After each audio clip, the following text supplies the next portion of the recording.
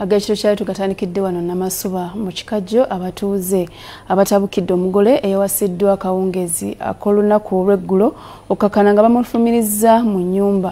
Kino kidiridde Haji okugoba omukyalo omukulu gw'amaze naye emyaka 19 olwo n'ayingizawo omugole ng'abatuuze lino baliisa ejjoogo.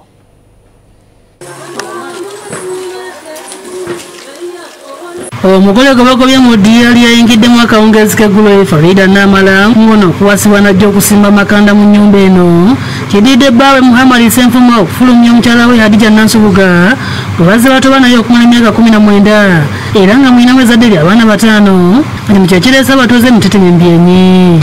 Omu ku baana ba Nansubuga alabiddwako nga yeebase ku mmeeza waggulu munda mu nnyumba. Abatuuze nga n'okusinga babadde bakyala bagambye kikafuwe Namala okwegazanyiza amaka ga Nansubuga ng'ezzaana eddekera obuliri okukakana nga bafulumiza omugole olwo omukyala mukulu n'ayingira mu maka ge. Iyo omukyala agenda kujja kuyingirira jati kutusuulira abaana mu maka gano taliiyo agenda akola agage 19 habula abakazi bajooka wabula tagenda kudda Mukama Katonda. Nebadde kikajjo Namasuba mu Kisangani zooni mu ggombolola ya Makindye Ssaabagabo. Abaana batano talina na wadde wampadde nti nno kubeera ataddemu omukazi mulala ntuuyo zange balima beeyagalira. Abakyala okukomyawo Nansubuga asoose kwekubira nduulu eri akakiiko k'ekyalo Masajja asobole okufuna obwenkanya olwa Bass Enfumo okumukwata ku nkoona onaayingizaawo edduuda. Omukyala Senga yekubira enduulu ku mwami okumugoba mu nju ng'atalina abaana 5 n'aleetamu omugole olw'ekiro. Ze nebazanya abatuuze baffe nti bakuumye emirembe aye ne batatwalira amateeka mu ngalo. Oluvannyuma lw'okufuna amawulire nti munnaabwe bamugobye mu maka ne babasizamu omukyalo omulala baddukidde ku erosi. Omukyalo yaweza ngoye ku kyalo kali bwe yazze okwoza engoye obudde bumukwatira era essaawa eno ey'olwaleero abadde asiimula kisenge atambula amala agende.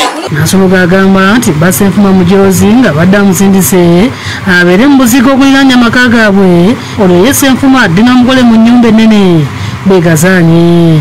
Omukazi waffe watuukiddewo ng'omugole ali ku waya ayanula ngoye ng'olwo bbaabwe Senfuma ali mu manju alongoosa kiwempe kya munjo. Ab'akakiiko abakomezzaawo Nansubuga mu ddiiro abakulembeddwamu ow'ebyokwerinda Juma Kiyimba era nga batuuse konkona n'oluvannyuma ne bayingira mu nnyumba ne beevumba akafubo.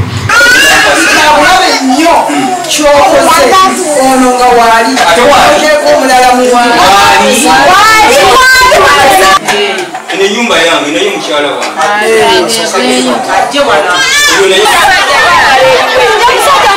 Ekidiriddamu ku batuuze kubadde kuyingiza bintu bya mukyala mukulu Nansubuga kyokka nga Senfuma abuuse ensuwa era ng'abadde wakanyola bitya wakati wa Senfuma ne mukyala mukulu ng'ayingiza ebintu mu kisenge.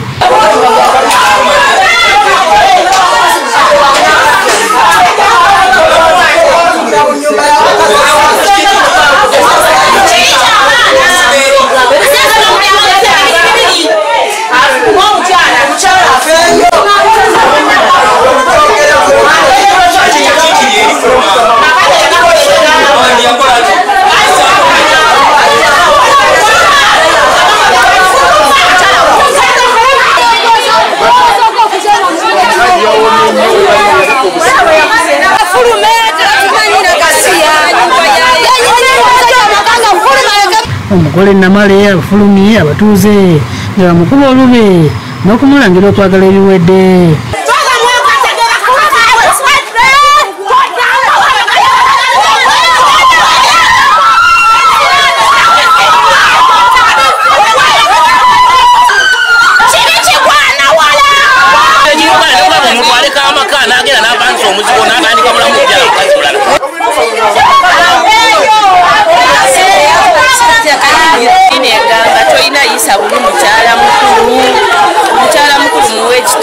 Obutakanya gye buvuddeko naye embeera negenda ng'etereera naye obuzibu bw'omukyalo ono omugole kuba ku kyalo kuno embeera ye yamanyikiddwa awasa obulenzi obuto.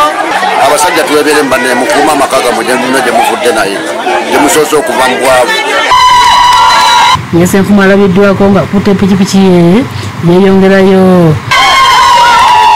Kitegerekese nga Namala abadde ajjanga maka ga Nansubuga ng'omugenyi okulya Idi. Tuwanirira bakyala bannaffe bannange ffe abakyala b'omukisanganyi tetumanyirwa Idaya Namyalo yakusakidde eggulu eno ku Lwabukedde TV.